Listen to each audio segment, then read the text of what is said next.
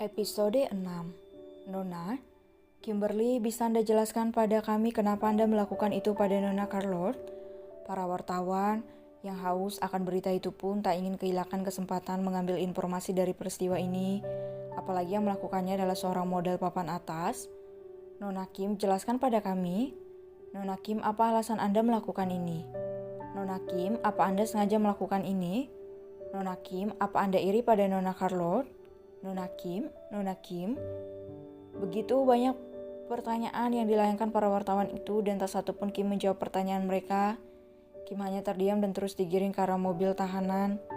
Kim hanya terdiam membisu menerawang ke depan.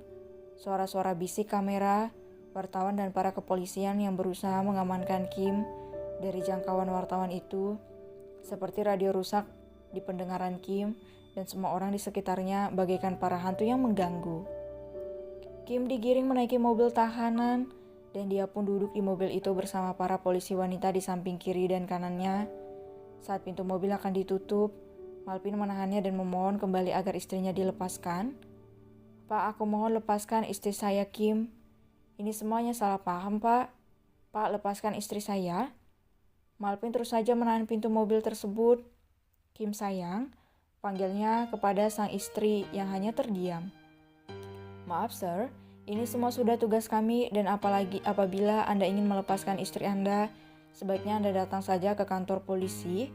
Kepala polisi itu pun memberikan penjelasan kepada Malvin yang masih berusaha meronta ingin melepaskan sang istri. Sedangkan Kim masih terdiam membisu, dia tidak sedikit pun melirik Malvin. Ayo jalan, perintah kepala polisi itu. Kimberly sayang, tunggu aku akan membebaskanmu segera. Ujar Malvin memberikan ketenangan pada istrinya itu. Ayo jalan, perintah kepala polisi itu sekali lagi.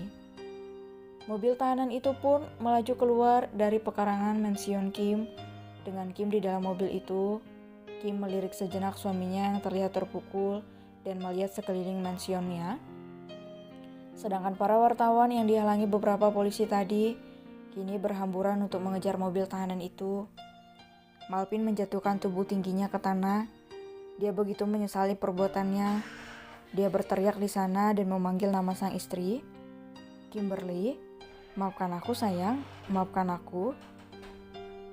Malvin terus saja menangis, meraung di sana dan memanggil nama sang istri. Malvin bangkit, dia mengambil ponselnya yang berada di dalam saku celananya. Dia lalu menghubungi asistennya. Kau di mana brengsek? Teriak Malvin memaki asistennya itu. Cepatlah ke sini, teriaknya lagi. Malvin lalu menutup panggilannya dan berbalik memasuki mansion mewah itu. Buk. Malvin memberikan satu hantaman pada keempat bodyguardnya yang sedang bekerja. Dasar kalian bodoh, kenapa kalian tidak memberitahuku kalau Kim sudah kembali? Kenapa, ha? Malvin memaki dan memukuli para bodyguardnya itu. Dia melampiaskan semua amarahnya pada bodyguardnya. Setelah amarahnya mereda, Malvin memasuki mansion Kim. Dia masih melihat Lotte yang dibawa oleh para tenaga medis. Tanpa menghiraukannya Lotte, Malvin terus berjalan ke arah kamarnya Kim yang masih berantakan.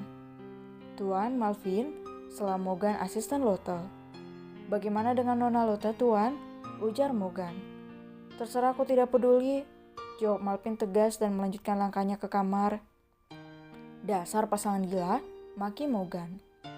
Dia pun mengikuti mobil ambulans itu dengan mobilnya sendiri, sedangkan Malvin memasuki kamar mandinya dan menyiram tubuh atletisnya dengan air dingin. Dia ingin mendinginkan suhu tubuhnya yang mendadak kepanasan. Aku akan mengeluarkanmu sayang. Jangan takut, aku akan datang dan membawamu kembali. Tunggu aku sayang. Malvin terus saja meracau di dalam kamar mandi itu. Dia begitu menggeruti kelakuannya sendiri. Dia bahkan menyumpahi dirinya sendiri atas kecerobohannya.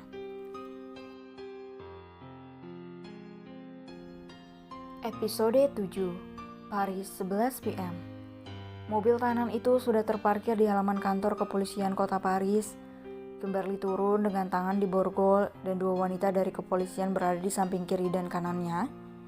Para wartawan yang sudah sejak tadi menunggu kedatangan Kim, kini mereka berlari mendekati Kimberly.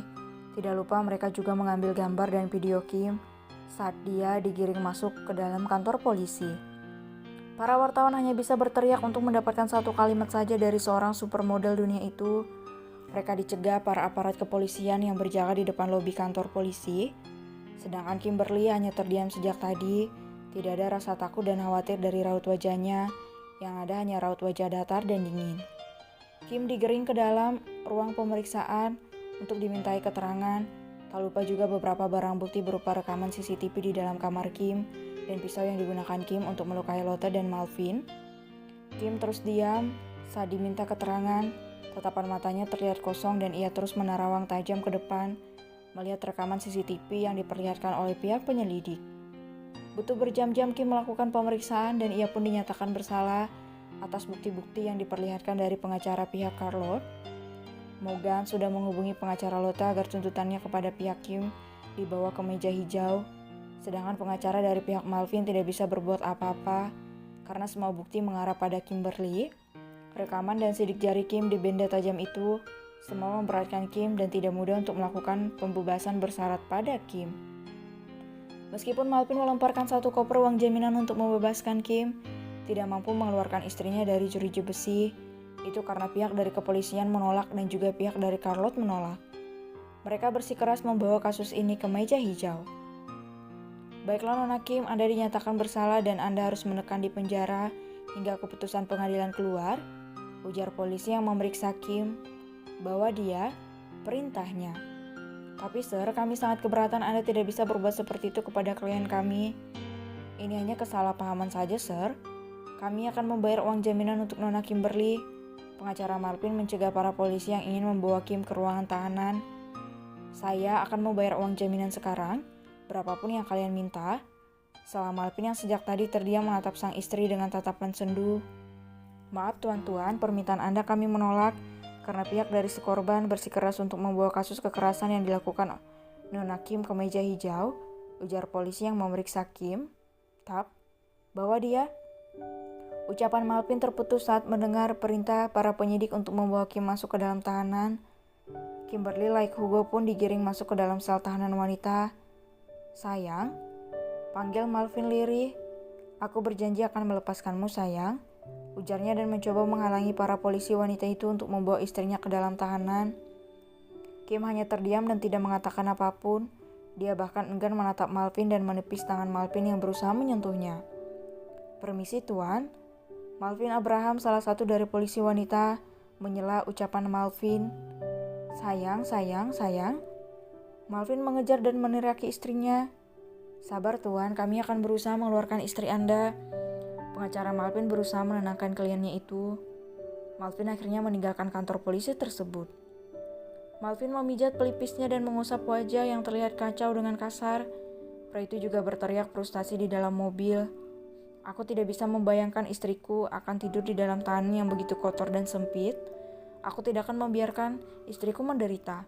Aku harus melakukan segala cara untuk membebaskan istriku, Kimberly. Malvin terus saja bermonolog sendiri di dalam mobilnya. Kimberly sudah melakukan proses untuk melengkapi berkas-berkas kesalahannya. Dia juga melakukan proses pengambilan gambar dengan baju tahanan yang sekarang dia kenakan. Setelah itu Kimberly dimasukkan ke sel tahanan yang terdapat 2 orang wanita. Dengan santai Kim duduk di ranjang sempit yang berada di dalam sel tersebut. Dia melirik 2 wanita di sampingnya yang sedang menatapnya lekat dengan mulut mereka yang terbuka lebar. Kimberly Like,